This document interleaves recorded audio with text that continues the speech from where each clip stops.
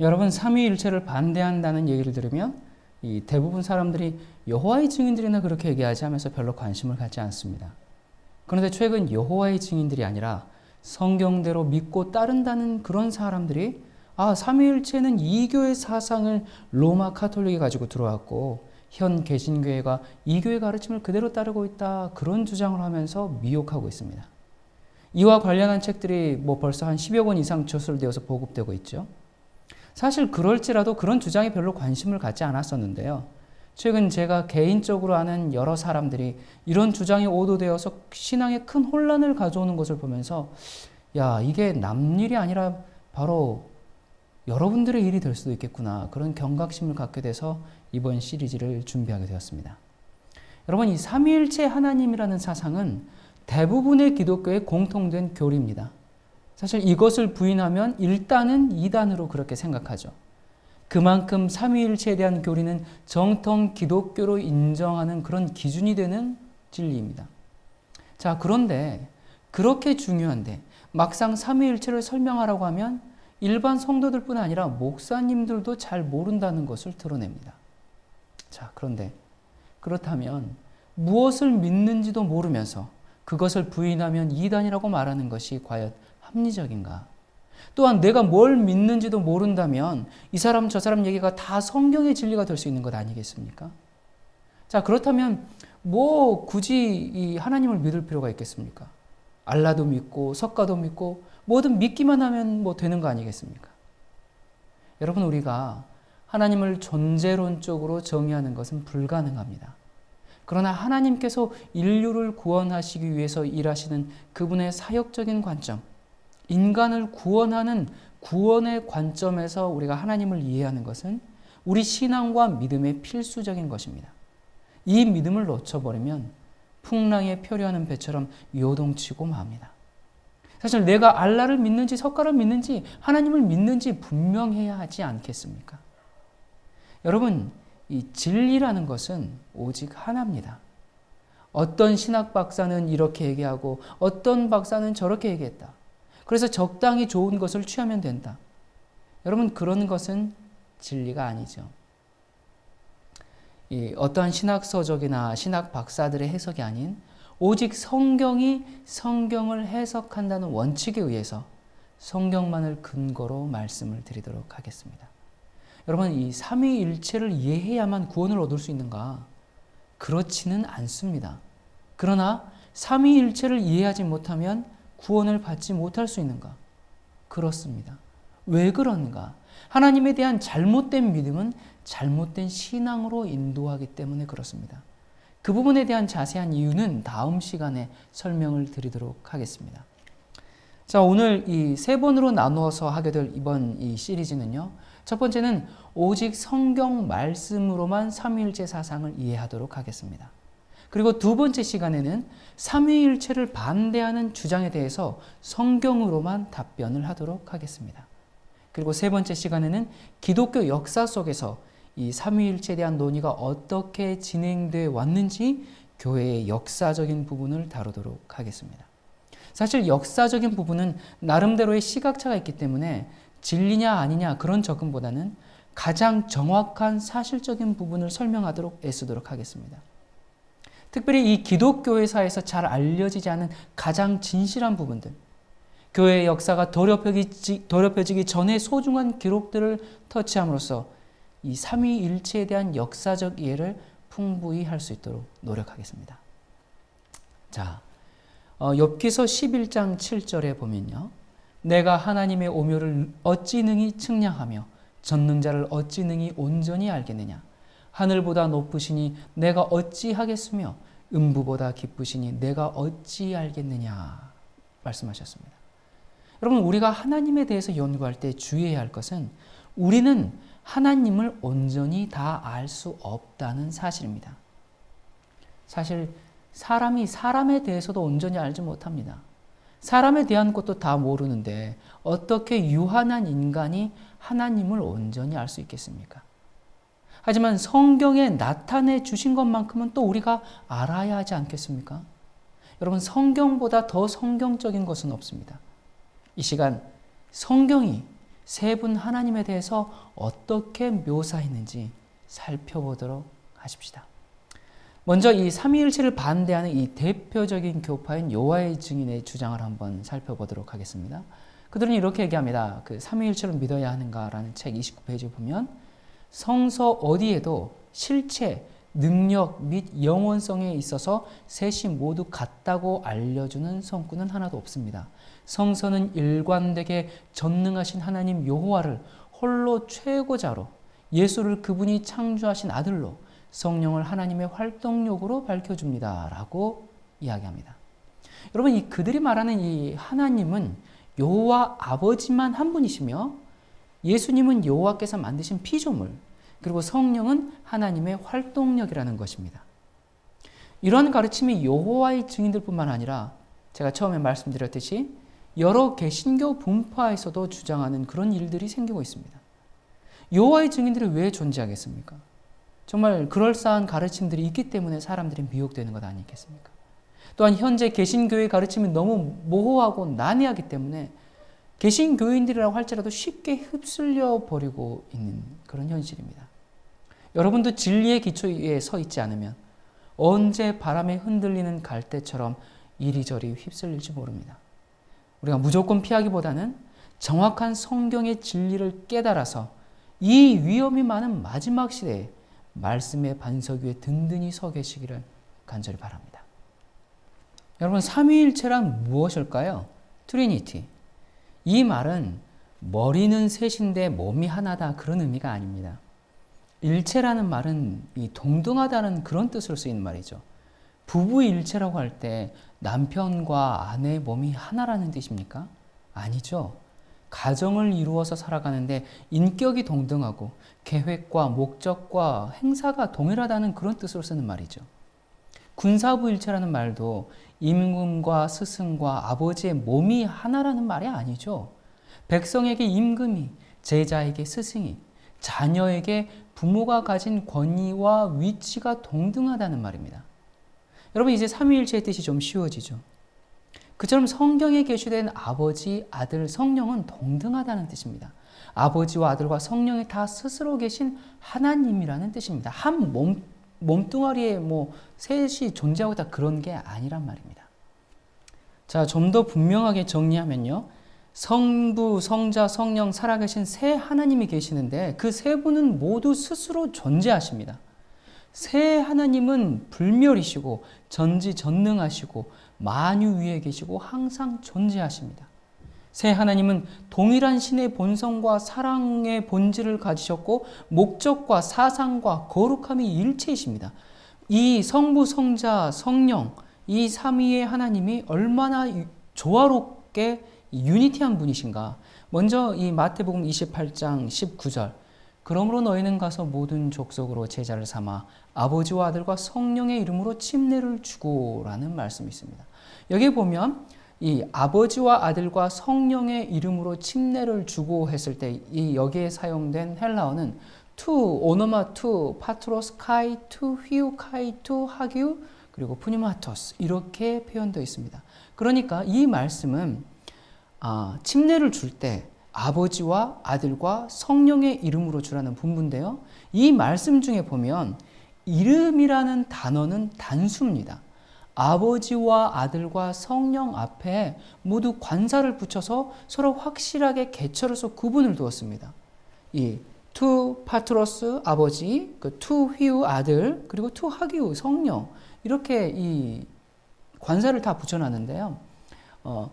아버지와 아들과 성령 세 분의 이름에는 또 단수를, 이름이라는 것에는 단수를 썼습니다. 그러니까 세 분이시기 때문에 복수인 오노마타라는 이 단어를 써야 하는데 오노마라는 단수를 썼습니다. 자, 왜 그랬을까요? 그러므로 이 말씀은 아버지와 아들과 성령의 이름이 같다는 것이고 그 이름은 하나뿐이라는 것입니다. 그래서 단수 오노마를 사용한 것이죠. 그렇다면 그 이름은 무엇일까? 그 이름은 여호와, 스스로 있는 자입니다. 출애굽기 3장 14절 15절에 보면요. 하나님이 모세에게 이르시되 나는 스스로 있는 자니라. 또 이르시되 너는 이스라엘 자손에게 이같이 이르기를 스스로 있는 자가 나를 너희에게 보내셨다 하라. 하나님이 또 모세에게 이르시되 너는 이스라엘 자손에게 이같이 이르기를 나를 너희에게 보내신 이는 너희 조상의 하나님 곧 아브라함의 하나님 이삭의 하나님 야곱의 하나님 여호와라 하라. 이는 나의 영원한 이름이요 대대로 기억할 나의 표언이라 라고 말씀하셨습니다. 여기 보니까 하나님의 이름은 여호와라 그렇게 하였습니다. 그 뜻은 스스로 있는 자, I am that I am 그런 뜻이죠. 자, 그러므로 아버지와 아들과 성령은 한 이름을 가졌는데 곧 여호와십니다. 아버지 하나님의 이름도 여호와요, 아들 하나님의 이름도 여호와고 성령 하나님의 이름도 여호와입니다. 그러니까 이름이 같기 때문에 마태복음 28장 19절에 아버지와 아들과 성령의 이름에서 이름이 단수가 되는 것입니다.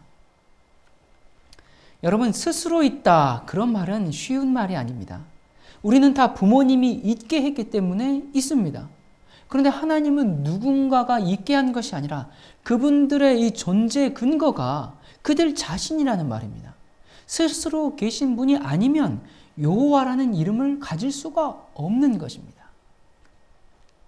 자, 이사야 44장 24절에요. 또 그분들은 창조주 하나님이십니다. 내 구속자요 모태에서 너를 조성한 나 여호와가 말하노라. 나는 만물을 지은 여호와라. 나와 함께 한 자 없이 홀로 하늘을 폈으며 땅을 베풀었고 라고 말합니다. 여러분, 이 말씀은 만물을 창조하실 때 여호와 하나님과 함께한 다른 존재가 없이 여호와 하나님 홀로 창조하셨다고 말씀합니다. 자, 그러므로 창조는 여호와라 이름하신 한 분만이 한 것입니다. 만일 창조에 함께한 다른 존재가 있다면 그분은 또 여호와일 수밖에 없습니다. 자, 왜냐하면 창조에는 여호와 하나님 외에 다른 존재가 참여한 일이 없기 때문입니다. 그러므로 창조주는 오직 여호와 하나님이십니다. 자, 그런데요. 자, 전도서 12장 1절에 보면 이 창조자를 기억하라. 너는 청년의 때 곤고한 날이 이르기 전 나는 아무 낙이 없다고 할 해가 가깝기 전에 너의 창조자를 기억하라 라고 그렇게 말씀하고 있습니다. 여러분, 여기서 이 창조자라는 말은 보레이카라는 말인데요. 이 말은 복수입니다. 그러니까 너의 창조자들을 기억하라 라는 말이에요. 자, 그러면 그 창조자들은 누구겠습니까? 아버지와 아들과 성령입니다. 이 세 하나님은 다 창조자이시고 창조하신 분은 오직 여호와 하나님이십니다. 그래서 히브리어로 하나님이라는 이 단어는 엘로힘이라고 하는데 그 엘로힘도 복수입니다. 그러니까 이 하나님들이 되는 것이죠. 창세기 2장 4절에 보면 여호와 하나님이 천지를 창조하신 때에 천지에 창조된 대략이 이러하니라 라고 말씀하셨을 때 여기 이 하나님, 이 엘로힘이라는 이름 자체가 복수형입니다. 이름 자체가 삼위일체의 개념을 갖고 있는 것이에요. 여러분, 이 하나님들의 이름은 여호와다 그렇게 밝혀놓은 것입니다. 그러므로 여호와 하나님은 복수로 계시는 하나님입니다. 그러나 그 복수로 계시는 하나님의 이름은 하나죠. 그 이름이 바로 여호와인 겁니다. 자, 조금 더 살펴보겠습니다. 창세기 1장 26절에 보면 하나님, 여기서 이제 엘로힘이 사용되었기 때문에 하나님들이 가라사대입니다. 그러니까 당연히 뒤에 우리의 형상으로 나오는 것이죠. 우리의 형상대로 이렇게 이제 이 하나님께서 우리의 모양대로 또 이 천지를 창조하시는 모습이 나오죠. 그리고 3장 22절과 23절에 보면 여호와 하나님이 가라사대, 여기서도 마찬가지로 하나님들, 왜냐하면 그 이어지는 말씀이 우리 중 하나같이 되었음에 라고 또 수식해주고 있기 때문에 그렇습니다. 그러니까 하나님이라는 복수 대명사에 우리라는 복수 동사가 자연스럽게 따라온 것입니다. 왜냐하면 하나님들이라고 했기 때문에 원어상으로. 그러므로 하나님은 우리라고 말씀하셔야 하는 겁니다. 하나님은 복수로 계신 분이십니다. 그래서 창조자라는 말 역시 보레이카, 창조자들, 이렇게 성경에 표현하고 있는 것입니다. 이분들이 만물을 창조하셨습니다. 그래서 침례를 줄 때도 아버지와 아들과 성령의 이름으로 침례를 주라고 말씀하는 것입니다. 자, 여기 욥기서 35장 10절에 보면요. 나를 지으신 하나님 곧 사람으로 밤중에 노래하게 하시며 우리를 교육하시기를 땅의 짐승에게, 여기서 이제 쭉 나오죠. 그리고 또 시편 149편 2절에 보면 이스라엘은 자기를 지으신 자로 인하여라고 이제 이렇게 말씀이 나오는데요. 자, 여기에 보면요. 히브리어나 헬라어 동사에는 그 동작을 하는 주체인 주어가 포함되어 있어요. 그러니까 여기 지으신 하나님, 지으신 자라고 되어 있는데요. 이것은 단수가 아니라 복수입니다. 단수면요, 아사라는 단어를 써야 하는데요. 여기는 복수인 오사이라고 썼습니다. 왜 그랬을까요? 지으신 하나님들이고 자기를 지으신 분들이기 때문에 당연히 복수를 사용해서 표현한 것입니다. 자, 그리고 신명기 6장 4절에 보면 이제 이 구절을 가지고 오직 하나님은 한 분이시다라는 이제 주장들을 하는데 한번 읽어볼까요? 이스라엘아 들으라, 우리 하나님 여호와는 오직 하나인 여호와시니 너는 마음을 다하고 성품을 다하고 이제 말씀이 나오죠. 자, 여러분 여기 우리 하나님 여호와는 오직 하나인 여호와시라고 했습니다. 왜 아버지, 아들, 성령으로 계시는데 오직 하나라고 했을까? 여호와의 증인은 이 말씀을 근거로 이렇게 주장합니다. 이 구절에서 하나라는 단어는 그것이 하나의 개체 이외에 어떤 것이라는 뜻을 비치는 복수시식어를 취하지 않습니다. 라고 그렇게 이야기를 해요. 자, 정말 그런가? 여러분, 이 구절에서 하나님이라는 말은 복수인 엘로힘입니다. 그리고 오직 하나라는 말은 히브리어로 에카드인데요. 여러분, 이 말은 참 재미있는 말입니다. 자, 이 에카드를 설명하기 전에 참고로 원문에는 오직이라는 말은 없습니다. 그냥 하나입니다. 자, 그러면 아무튼 여기 오직 하나인 여호와시니 했는데 이 하나라는 에카드가 어떻게 사용되었는지 우리가 성경을 좀 살펴보도록 하겠습니다. 창세기 2장 24절을 보면 이러므로 남자가 부모를 떠나 그 아내와 연합하여 한 몸을 이룰지어로다 라고 그렇게 말씀하고 있습니다. 이곳에 한 몸에 사용된 단어가 에카드입니다. 그러니까 둘이 한 몸이라고 말한 것은 하나 이상의 사람이 한 몸이 된 것을 말하는 그런 내용이죠. 자, 또 한 곳은 출애굽기 24장 3절인데요. 모세가 와서 여호와의 모든 말씀과 그 모든 율례를 백성에게 고하매 그들이 한 소리로 응답하여 가로되 여호와의 명하신 모든 말씀을 우리가 준행하리이다 라고 했습니다. 자, 여기서도 마찬가지로 한 소리는 한 사람의 소리를 말하는 게 아니죠. 여러 명의 목소리가 하나로 울려 퍼지는 걸 말하는 거 아닙니까? 자, 그러므로 이 신명기 6장 4절에 오직 하나이신 여호와에 사용된 이 에카드는 우리는 한 가족이다 라고 할 때 쓰는 그런 하나입니다. 그러니까 가족이 3명이 있어도 한 가족입니다. 이럴 때 에카드를 쓰는 겁니다. 하나님은 여호와신데 이 우주에서 아버지와 아들과 성령 3분으로 존재합니다. 다시 말하면 스스로 계신 분은 오직 이 3분만이 유일하다는 것입니다. 성경 전체를 통해서 하나님을 유일하신 하나님, 한 분이신 하나님이라고 표현할 때는 언제나 에카드를 사용했습니다. 이 절대적으로 오직 하나뿐인 이 경우, 이런 경우에는 야키드라는 말이 따로 있습니다. 이 사사기 11장 34절에 보면 입다가 그의 딸 얘기를 할 때 그의 딸은 무남동녀라라는 얘기가 나옵니다. 여러분, 이곳에 무남동녀에 사용된 단어가 야키드입니다. 오직 그의 딸 하나밖에 없기 때문에. 자, 또 한 곳은요. 아모스 8장 10절에 이 독자의 죽음을 인하여 애통한다라고 했거든요. 자, 독자 역시 단일 하나를 가리키는 야키드가 사용되었습니다. 만일 하나님도 3분이 아닌 숫자적으로 오직 한 분뿐이시라면 당연히 에카드가 아닌 야키드가 사용되어야 맞습니다. 그러나 성경에서는 하나님을 가리킬 때 단 한 번도 야키드를 사용하지 않았습니다. 예를 들자면 5사람이 이제 무인도에 도착했어요. 자, 그럴 때는 이 섬에는 사람으로서는 우리 5이 유일하다라고 말할 때 제가 질문하겠습니다. 에카드하다라고 해야 됩니까? 아니면 야키드하다라고 말해야 됩니까? 사람으로서는 이 섬에 우리 5명이 유일하다라고 말할 때는 에카드하다 그렇게 말해야 되죠. 야키드하다 그렇게 말할 때는 혼자 무인대에 도착했을 때 사람으로서는 나 혼자구나 그렇게 할 때 야키드라고 말하는 것입니다.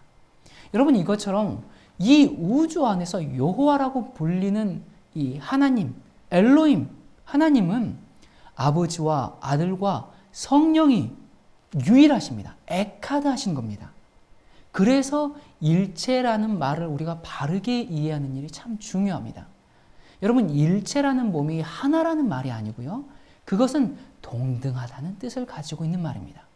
앞에서 말씀드렸듯이 부부일체라는 말도 남편과 아내의 몸이 하나라는 것이 아니지 않습니까? 이것처럼 아버지, 아들, 성령은 그 존재에 있어서 다 여호와로서 동등하다는 뜻을 일체라는 말로 표현한 것입니다. 여러분 예수님께서는 나와 아버지는 하나이시니라 그렇게 말씀하셨어요. 이 말씀은 그 말씀 자체가 나와 아버지는 둘이 다른 개체다라는 것을 말씀하시면서 동시에 하나다, 여호와다 그것을 증명하시는 직접적인 증언입니다. 무엇이 하나라는 말인가? 신적 본질과 생각과 목적과 마음이 있어서 하나라는 것입니다. 따라서 여호와의 증인들의 주장이라든지 또 삼위일체를 반대하는 여러 개신교의 잘못 빗나간 그 분파적인 그런 주장은 이 성경의 원어적인 이해를 하지 않은 잘못된 것임을 우리가 알 수 있습니다. 자, 그렇다면요, 여기서 그렇다면 예수님도 여호와이신가? 예, 그렇습니다. 예수님도 여호와 하나님이십니다. 자, 요한복음 1장을 한번 보도록 하겠습니다. 태초에 말씀이 계시니라. 이 말씀이 하나님과 함께 계셨으니 이 말씀은 곧 하나님이시니라. 그가 태초에 하나님과 함께 계셨고 만물이 그로 말미암아 바 지은 바 되었으니 지은 것이 하나도 그가 없이는 된 것이 없느니라 라고 말씀하셨어요. 말씀이라는 이름을 가지신 하나님이 만물을 지었다고 합니다. 그렇다면 그 창조주이신 이 말씀 하나님은 누구세요? 지금 누구를 가리켜 말씀하고 있는 거예요? 예수 그리스도를 가리켜서 말씀하고 있죠. 자, 예수님을 창조주 하나님이라고 그렇게 표현합니다. 요한복음 1장 14절에 보면 말씀이 육신이 되어 우리 가운데 거하심에 우리가 그 영광을 보니 아버지의 독생자의 영광이요 은혜와 진리가 충만하더라 그랬습니다. 말씀이 육신이 되어 우리 가운데 거하셨던 분이 누구예요? 바로 예수 그리스도십니다. 그러니까 예수님이 바로 말씀 하나님이신 거예요. 창조를 하신 그 예수님은 그래서 당연히 여호와 하나님이십니다. 창조는 여호와 하나님이 하셨으니까 예수님은 여호와 곧 스스로 계신 분인 것입니다. 자, 그리고요. 또 예수님은 어떤 분이신가? 구원자 여호와십니다. 이사야 43장 11절에 나 곧 나는 여호와라. 나 외에 구원자가 없느니라. 라고 말씀하셨어요. 또 요엘서 2장 32절에 누구든지 여호와의 이름을 부르는 자는 구원을 얻으리니 그렇게 말씀하셨어요. 자, 이 말씀은 구원자는 누구요? 누구라고 말씀하십니까? 여호와, 구원자는 여호와다라고 말씀하고 있어요. 그런데 신약에 보면 예수님을 뭐로 소개해요? 구원자라고 소개합니다. 마태복음 1장 21절 아들을 낳으리니 이름을 예수라 하라. 이는 그가 자기 백성을 저희 뭐에서? 죄에서 구원할 자이심이니라. 그리고 사도행전 4장 12절 다른 이로서는 구원을 얻을 수 없나니 천하 인간의 구원을 얻을 만한 다른 이름을 우리에게 주신 일이 없다. 로마서 10장 13절 누구든지 주의 이름을 부르는 자는 구원을 얻으리라. 자, 예수라는 말 자체가 자기 백성을 저희 죄에서 구원할 자라는 뜻입니다. 다시 말하면 구세주라는 말이에요.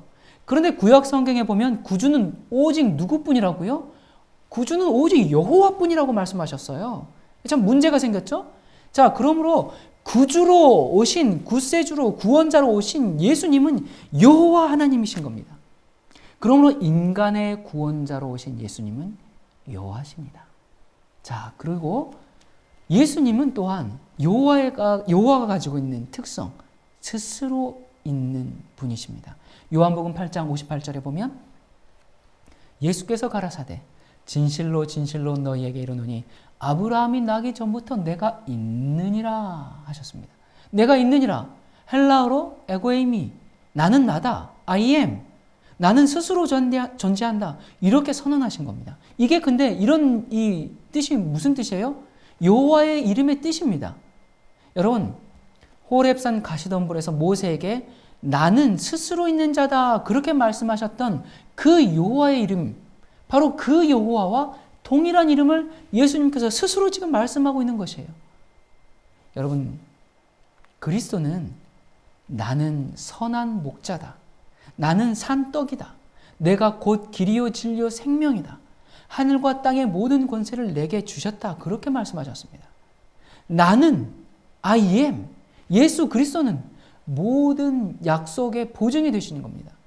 내니 두려워 말라. I am. 나니까 두려워 말라. 여러분, 우리와 함께 계시는 예수 그리스도는 우리를 죄에서 구원하는 보증이 되십니다. 하늘의 법칙을 순종할 수 있게 하는 능력의 이 약속의 보증이 되십니다. 예수님은 여호와십니다. 그리고 또 예수님은 만군의 여호와십니다. 자, 여기 시편 24편 7절부터 10절에 보면요. 문들아 너희 머리를 들지어다. 영원한 문들아 들릴지어다. 영광의 왕이 들어가시리로다. 영광의 왕이 니시뇨. 강하고 능한 여호와시요. 전쟁에 능한 여호와시로다. 문들아 너희 머리를 들지어다. 영원한 문들아 들릴지어다. 영광의 왕이 들어가시리로다. 영광의 왕이 니시뇨. 만군의 여호와께서 곧 영광의 왕이시리로다. 여러분, 이 말씀은 전쟁에 능한 여호와가 영광의 왕이라고 계시합니다. 그분은 전쟁하러 나갔다가 개선하고 이제 돌아옵니다. 그래서 그분이 들어오도록 문들아 열리라 그렇게 말하고 있습니다. 이 말씀은 그분이 나갔다가 돌아오는 장면이 확실하죠.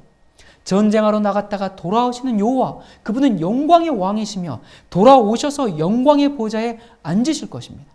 자, 그 여호와가 누구예요?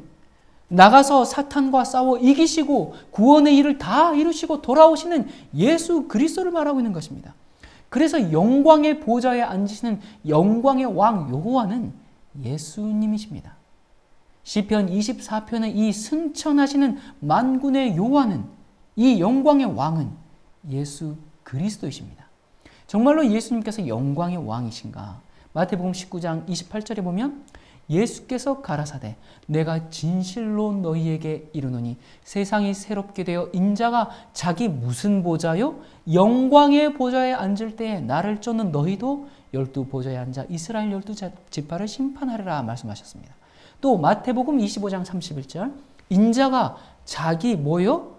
자기 영광으로 모든 천사와 함께 올 때에 자기 뭐요? 영광의 보좌에 앉으리니라고 말씀하셨어요. 여러분, 예수께서 영광의 보좌에 앉으실 것인데 그것을 자기 영광의 보좌라고 말씀하셨습니다. 그러므로 영광의 보좌에 앉으신 분은 예수님이시고, 그러므로 영광의 왕 여호와는 예수님이십니다. 자, 또 예수님은 전능하신 하나님이십니다. 이사야 9장 6절에 이는 한 아기가 우리에게 낳고 한 아들을 우리에게 주신 바 되었는데 그 어깨에는 정사를 메었고 그 이름은 기묘자라 모사라 전능하신 하나님이라 영존하시는 아버지라 평강의 왕이라 할 것임이라 라고 했어요. 자, 여기 보니까 이 말씀을 보면 지금 누굴 얘기하는 것 같아요? 예수님은 본래 전능하신 하나님입니다. 영존하시는 아버지예요. 평강의 왕이신 여호와십니다. 그런데 그분이 우리를 위해서 예수가 되신 거예요. 그러므로 하늘에서는 아버지, 아들 그런 계급적인 구분이나 칭호가 없습니다.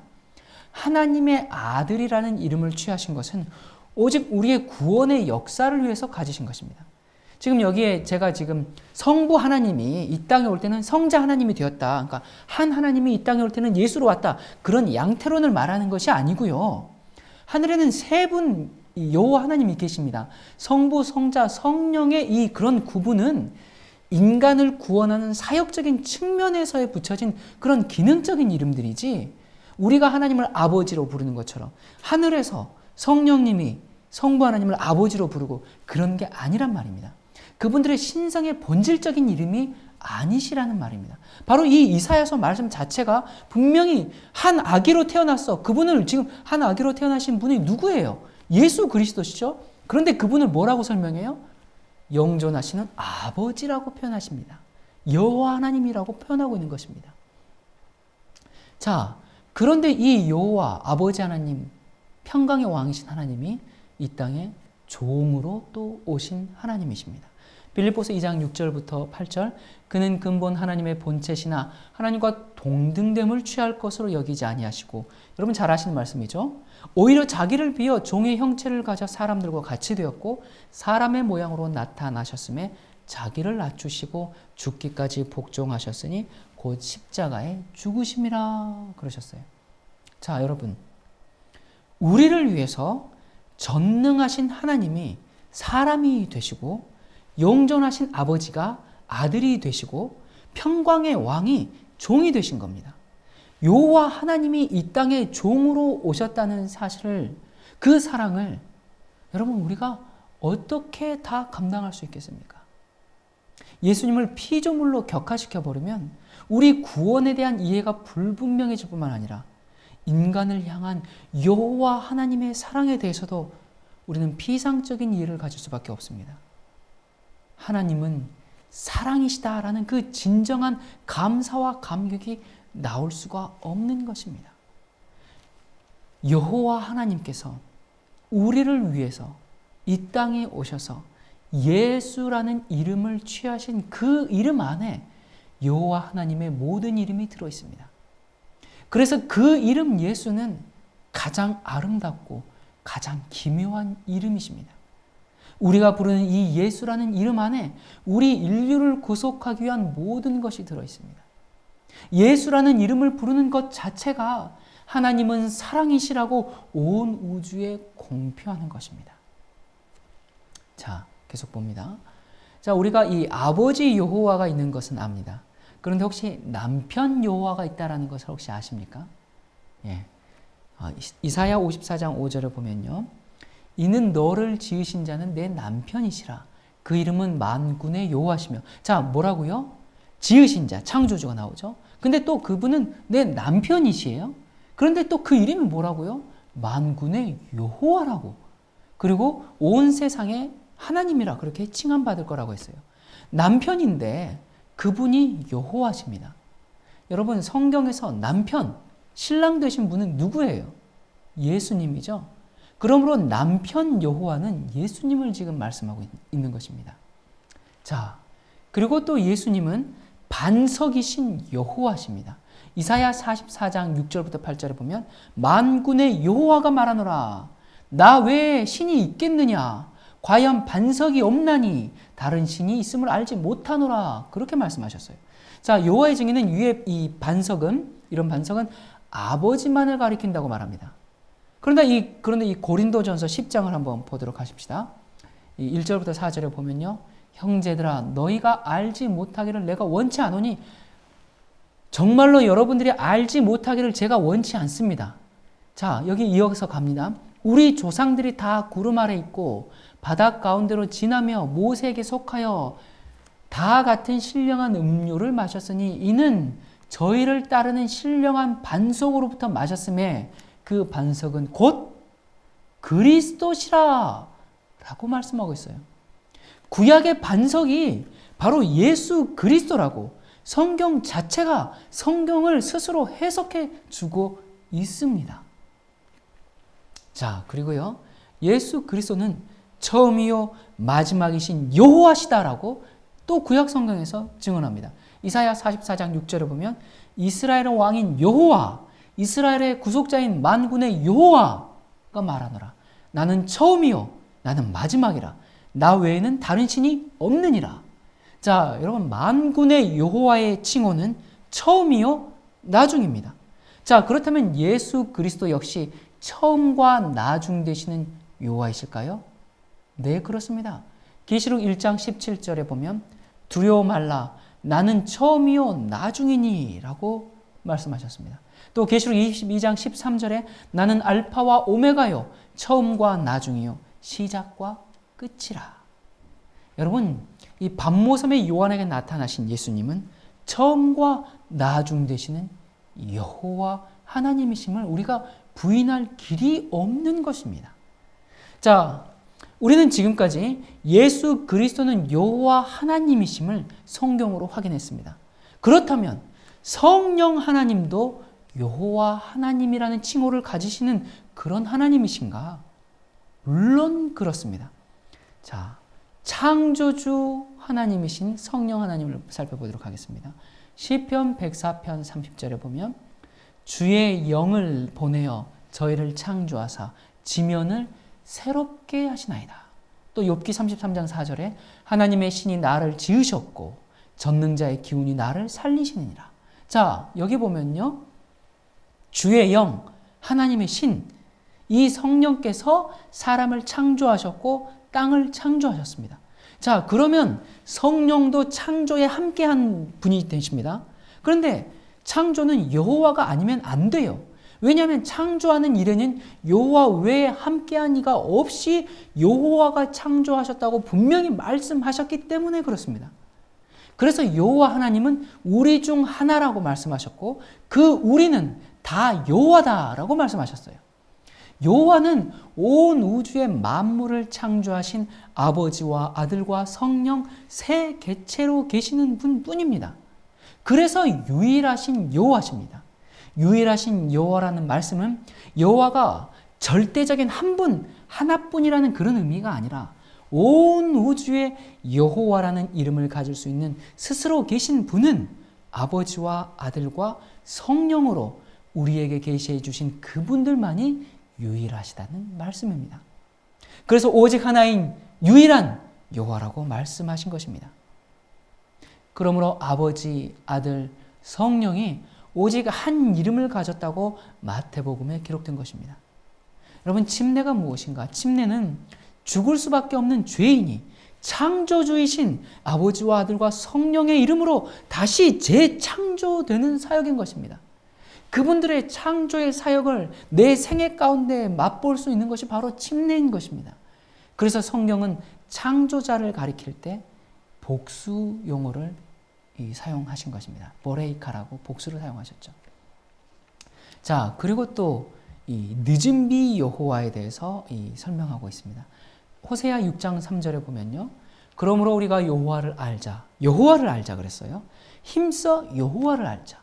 그의 나오심은 새벽빛같이 일정하니 비와 같이 땅을 적시는 늦은 비와 같이 우리에게 임하시리라 하셨습니다. 이 말씀은 늦은 비와 같이 우리에게 임하시는 여호와에 대하여 말씀하고 있습니다. 여러분, 이 성경에서 늦은 비, 이른 비 이런 표현은 성령의 역사를 나타내는 말입니다. 그러므로 늦은 비로 임하시는 여호와는 성령이십니다. 정말 그런가?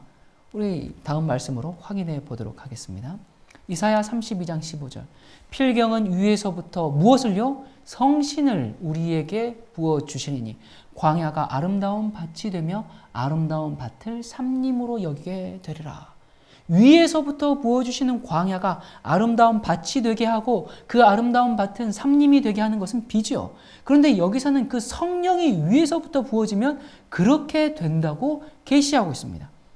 비가 오는 것을 성령께서 임하시는 것으로 표상하고 계신 겁니다. 그러므로 비로 임하시는 여호와는 성령 하나님이심이 확실합니다.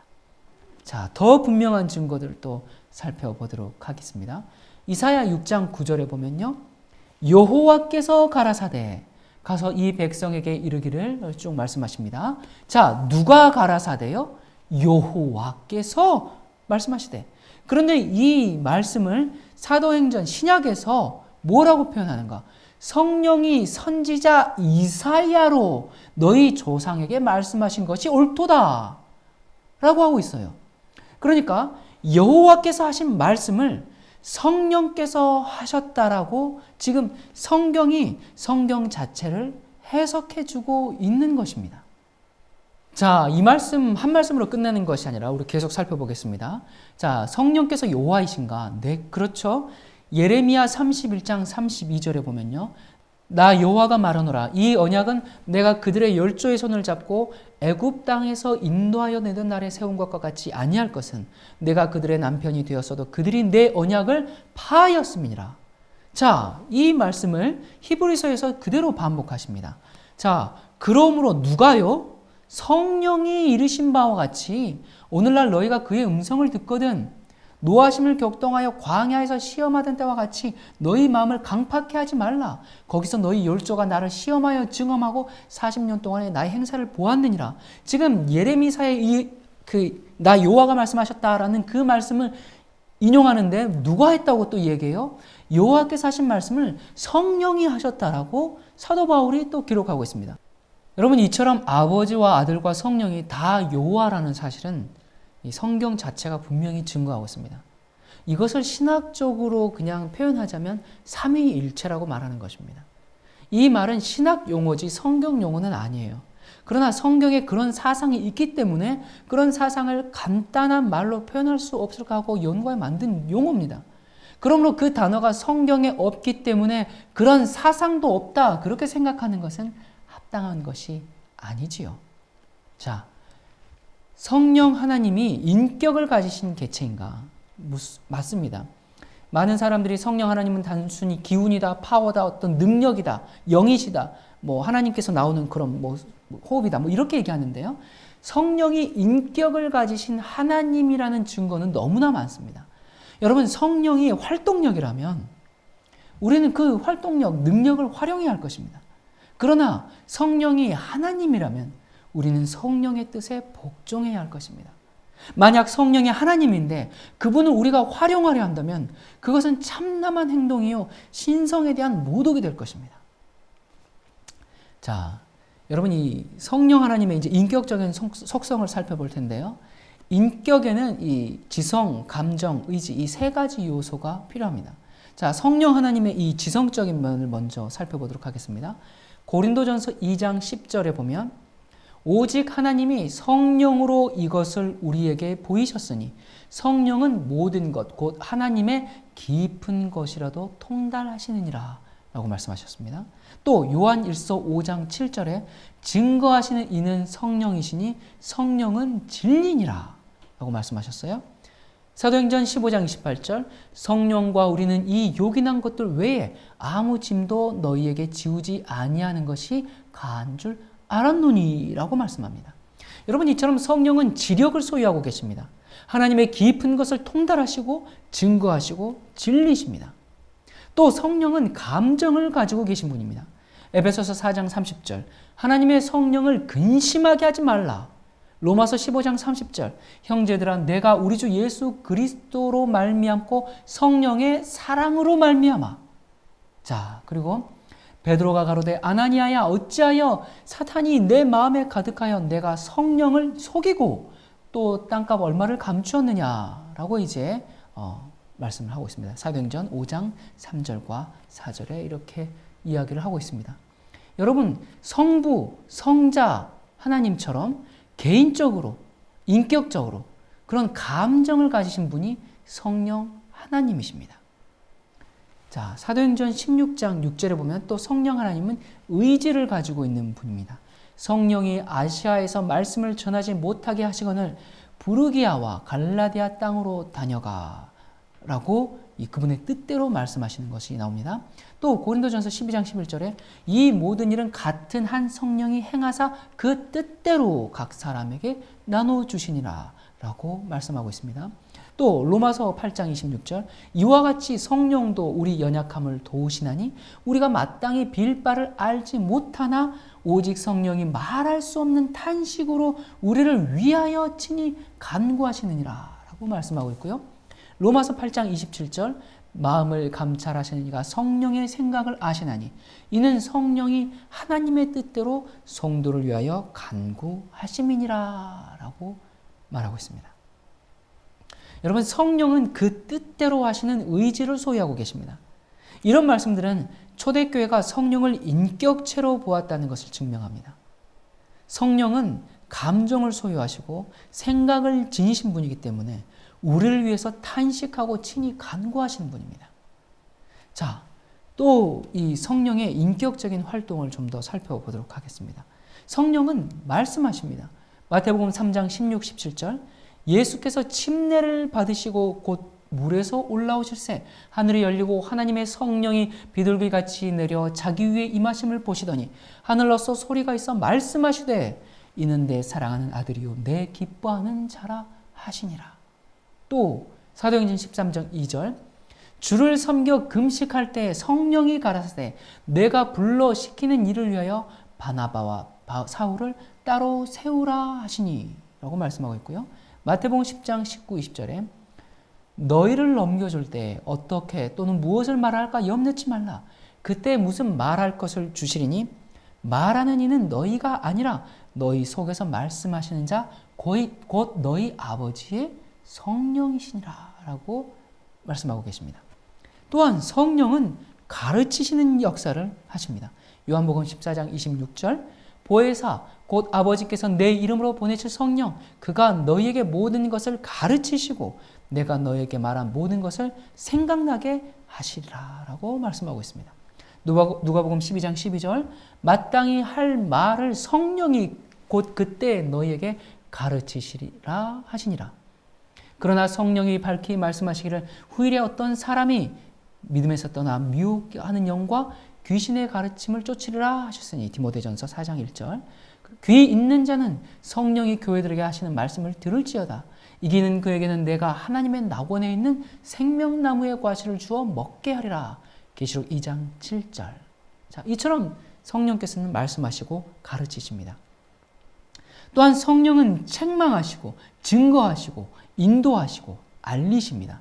요한복음 16장 7절, 8절, 14절 보겠습니다. 보혜사가 너희에게로 오시지 아니할 것이요 가면 내가 그를 너희에게로 보내리니 그가 와서 죄에 대하여 의에 대하여 심판에 대하여 세상을 책망하시리라. 그가 내 영광을 나타내리니 내 것을 가지고 너희에게 알리겠음이니라. 그러나 진리의 성령이 오시면 그가 너희를 모든 진리 가운데로 인도하시리니 그가 자의로 말하지 않고 오직 듣는 것을 말하며 장래일을 너희에게 알리시리라. 요한복음 16장 13절. 자, 성령이 친히 우리 영으로 더불어 우리가 하나님의 자녀인 것을 증거하시나니 로마서 8장 16절. 또 성령이 우리에게 증거하시되 라고 말씀합니다. 히브리서 10장 15절. 자, 예수님께서 성령을 인격적인 분으로 소개하고 계십니다. 내가 아버지께로서 너희에게 보낼 보혜사 곧 아버지께로서 나오시는 진리의 성령이 오실 때에 그가 나를 증거할 것이요 라고 요한복음 15장 26절에 말씀하고 있습니다. 보혜사는 헬라어로 파라클레토스입니다. 남성 명사로 중재자, 변호사라 그런 인격을 가진 존재를 일컫습니다. 예수님이 성령을 인격적인 분으로 소개하셨습니다. 요한복음 16장 14절에 그가 내 영광을 나타내리니 내 것을 가지고 너희에게 알리겠음이라고 하셨죠. 그리스도께서도 성령을 별개의 한 인격체로 말씀하셨습니다. 자, 여러분 지금까지 이제 살펴본 여러 이 성경절들을 간단하게 요약하면 이렇습니다. 성령은 개성을 갖고 있고요. 그분은 가르치시고 죄를 책망하시고 교회 일을 지시하시고 도우시고 중보하시고 영감을 주시고 사람들을 거룩하게 하십니다. 또한 우리를 구원하시되 우리의 행한 바 의로운 행위로 말미암지 아니하시고 오직 그의 긍휼하심을 쫓아 중생의 씻음과 성령의 새롭게 하심으로 하시며 성령으로 거듭나야지만 하나님의 나라에 들어갈 수가 있습니다. 예수님은 성령으로 잉태되시고 성령으로 침례를 받으시고 성령에게 이끌리시고 성령을 통하여 기적들을 행하시고 자신을 십자가에서 성령을 통해 들이셨고 성령에 의하여 부활하셨습니다. 성령은 신자들을 도우십니다. 그리스도는 그분을 또 다른 파라클레토스라고 부르셨습니다. 보혜사라고 부르셨어요. 이 헬라어는 돕는 자, 위로자, 상담자 그렇게 번역되었습니다. 간구자, 중보자 혹은 대언자를 의미합니다. 여러분 이런 활동은 단순히 힘이나 어떤 영향력 혹은 하나님의 기운이라고 그렇게 말할 수는 없습니다. 오직 한 인격체만이 이런 것들을 할 수가 있죠. 여러분 성령님을 사모하시기 바랍니다. 성령의 능력을 사모하는 것이 아니라 성령 하나님을 사모하시기 바랍니다. 그분이 함께 하시면 우리는 세상과 죄의 유혹에서도 거룩함을 온전히 이룰 수가 있습니다.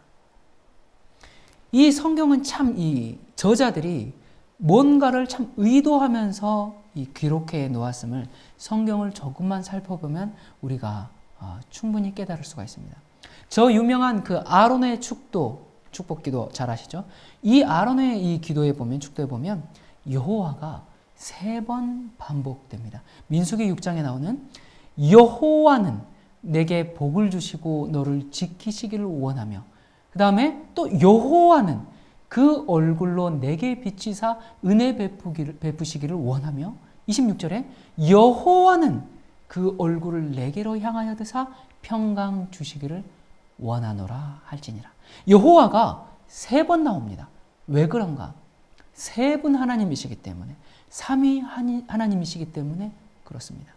자, 그리고 또 이 감사의 시라고 불리는 그 유명한 시편 136편에서도 하나님의 호칭이 3번 반복됩니다. 여호와께 감사하라. 그는 선하시며 그 인자하심이 영원하미로다. 모든 신에 뛰어나신 하나님께 감사하라. 그 인자하심이 영원하미로다. 모든 주에 뛰어나신 주께 감사하라. 그 인자하심이 영원하미로다. 여기 보면 여호와, 하나님, 주 이렇게 3번 여호와 하나님을 반복하고 있습니다. 이렇게 3번 반복하는 이유가 있는 것입니다. 자, 더 살펴보겠습니다. 떨기나무 불꽃 가운데 나타난 3분의 여호와를 우리가 확인할 수 있습니다. 출애굽기 3장 2절부터 보면요, 여호와의 사자가 떨기나무 불꽃 가운데서 그에게 나타나시리라. 그가 보니 떨기나무에 불이 붙었으나 사라지지 아니하는지라. 이에 가로되 내가 돌이켜 가서 이 큰 광경을 보리라. 떨기나무가 어찌하여 타지 아니하는고 하는 동시에 여호와께서 그가 보려고 돌이켜 오는 것을 보신지라. 하나님이 떨기나무 가운데서 그를 불러 가라사대 모세야 모세야 하시매 그가 가로되 내가 여기 있나이다 라면서 말씀하시죠. 여기 보면 여호와의 사자, 여호와, 하나님, 굳이 다른 표현으로 3번을 반복하고 있습니다. 자, 그렇다면요, 그건 구약이니까 라고 말할 수 있겠는데요, 신약에서도 이렇게 3중으로 3분 하나님, 삼위일체이신 여호와를 표현하고 있을까요? 그렇습니다. 보겠습니다.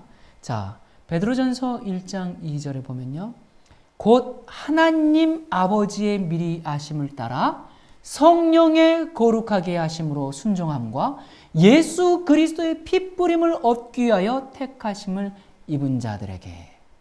자, 여기 보니까 하나님 아버지, 성령, 예수 그리스도 3분의 이름이 다 나옵니다. 왜 굳이 이렇게 3 하나님을 다 언급했겠습니까? 하나님이 3분이시기 때문에 그런 것입니다. 자, 유다서 1장 20절과 21절에 보면요, 사랑하는 자들아 너희는 하나님의 지극히 거룩한 믿음 위에 자기를 건축하며 성령으로 기도하며 하나님의 사랑 안에서 자기를 지키며 영성에 이르도록 우리 주 예수 그리스도의 긍휼을 기다리라. 성령, 하나님, 예수 그리스도, 굳이 3분을 다 부르고 있습니다. 또 보겠습니다. 사도행전 2장 33절, 하나님이 오른손으로 예수를 높이심에 그가 약속하신 성령을 아버지께 받아서 너희 보고 듣는 이것을 부어주셨느니라. 하나님, 예수님, 성령, 굳이 이렇게 3분 모두를 부르고 그 3분의 사역을 나열하고 있습니다. 인간의 구속사에서 이 3분의 역할은 이처럼 필수적인 것입니다. 또 보겠습니다. 요한복음 14장 16절에 보면요, 내가 아버지께 구하겠으니 또 다른 보혜사를 너희에게 주사 영원토록 너희와 함께 있게 하시리니 라고 했습니다. 내가는 누굽니까? 나. 여기서는 지금 그리스도죠. 그리스도 나왔죠. 아버지, 그리고 보혜사, 성령 하나님, 인간을 구원하시는 세 분 하나님의 구속사적인 활동, 그분의 사역적인 측면을 다시 한번 강조해주고 또 보여주고 있는 것입니다. 우리가 잘 아는 또 마태복음 28장 19절, 그러므로 너희는 가서 모든 족속으로 제자를 삼아 아버지와 아들과 성령의 이름으로 침례를 주고, 굳이 이렇게 반복하시면서 인간을 구속하는 하나님의 사역을 설명해 주고 있습니다. 자, 요한일서 1장에요. 주 예수 그리스도의 은혜와 하나님의 사랑과 성령의 교통하심이 너희 무리와 함께 있을지어다 라고 굳이 세 분 하나님의 역할에 대해서 말씀하고 있습니다. 이 교통이라는 것은 코이노니아, 사귐입니다. 우리가 이 예수 그리스도와 하나님과 성령의 친밀한 인격적인 코이노니아, 교제, 사귐이 있어야 할 것입니다. 자, 계속 갑니다. 고린도전서 12장에요. 은사는 여러 가지나 성령은 같고 지금은 여러 가지나 주는 같으며 또 역사는 여러 가지나 모든 것을 모든 사람 가운데서 역사하시는 하나님은 같으니. 자, 이렇게 이제 신약성경에 보면 성령, 그 다음 주, 하나님, 이렇게 삼중으로 계속 그분들의 이름을 반복하면서 표현하고 있습니다. 자, 베드로전서 1장에요. 하나님 아버지의 미리 하심을 따라 성령의 거룩하게 하심으로 순종함과 예수 그리스도의 핏부림을 얻기 위하여 택하심을 입은 자들. 자, 그리고요. 천사가 대답하여 가로되 성령이 내게 임하시고 지극히 높으신 이의 능력이 너를 덮으시리니 이러므로 나실 바 거룩한 자는 하나님의 아들이니라. 여기 보니까 성령이 나옵니다. 지극히 높으신 이가 나오죠. 하나님의 아들이 나옵니다. 여러분, 이 모든 표현들은 하나님께서 세 분이시고 그분들은 여호와 하나님이심을 우리에게 다시 한번 확증시켜주고 있습니다. 이렇게 하나님의 이름을 삼중으로 이름을 부르는 것처럼 또 하나님을 찬양할 때도 삼중으로 찬양하는 모습을 우리가 이 성경에서 확인해 볼 수 있습니다. 구약의 이 보좌 주위의 스랍들이 이렇게 찬양합니다. 서로 창허하여 가로되 거룩하다 거룩하다 거룩하다 만군의 여호와여 그 영광이 온 땅에 충만하도다 라고 거룩하다 거룩하다 거룩하다 삼중으로 찬양하고 있는 것입니다. 그런데 구약만요? 아닙니다. 신약에서요. 계시록의 네 생물들도 이렇게 얘기합니다. 거룩하다 거룩하다 거룩하다 주 하나님 곧 전능하신 이여라고 계시록 4장에 이렇게 노래합니다. 왜 이렇게 굳이 세 번씩 표현해야 했는지는 더 이야기하지 않아도 우리가 알 수 있습니다. 여러분, 이처럼 삼위일체 사상은 성경 전체에서 증거하고 있는 사상임을 정말 부인하고 싶어도 부인할 수 없는 너무나 명확한 진리인 것입니다. 여러분, 삼위일체를 반대하는 사람들은 바벨론을 비롯한 모든 이방 세계에 삼신이 존재하기 때문에 삼위일체의 그 개념은 이방 신관의 영향이다 그렇게 비판합니다. 여러분, 그런데 혹시 그거 아십니까? 세상에 많은 민족들의 그 설화에 홍수 이야기가 있다는 것을 혹시 아십니까? 그래서 비평학자들은 온 세계에 홍수 설화가 퍼져 있기 때문에 창세기의 홍수 기사도 바벨론의 영향을 받은 그런 설화라고 그렇게 주장합니다. 여러분, 과연 그렇습니까? 아니죠. 우리는 오히려 반대로 성경의 홍수 기록대로 실제로 홍수가 있었기 때문에 전 세계에 홍수 설화가 퍼져 있다고 그렇게 믿고 또 그렇게 가르치지 않습니까? 각 나라에 홍수 설화가 있다는 것은 실제적으로 홍수가 있었다는 증거지 성경이 각 나라의 그 홍수 설화를 베껴 썼다는 증거가 아니지 않습니까? 세상의 홍수 설화와 창세기의 홍수 기사를 어떻게 보는가 하는 그런 문제처럼 마찬가지로 이교의 삼신 개념으로 그 영향으로 성경의 아버지와 아들과 성령이 기록되어 있는 것이 아니라 성경의 세 분 하나님을 따라해서 나타난 것이 부패한 이방 삼신 개념들인 것입니다. 홍수 설화가 전 세계 민족에 편만한 것이 성경의 홍수가 참으로 사실이었다는 것을 증명해 주는 것처럼 이방의 삼신 개념은 사탄이 성경의 삼위일체 하나님을 흉내내었음을 우리가 짐작할 수 있는 것입니다. 삼위일체를 부정하는 그런 사람들은 예수 그리스도는 아버지 하나님께서 창조하신 첫 번째 피조물이거나 또는 아버지로부터 출생하신 언젠가 시작이 있으신 그런 분으로 주장하고, 성령은 하나님의 활동력이지 살아계신 하나님이 아니라고 주장합니다. 그러나 이런 그릇된 억지는 성경 말씀을 정직하게 연구하는 사람 앞에서는 무력합니다.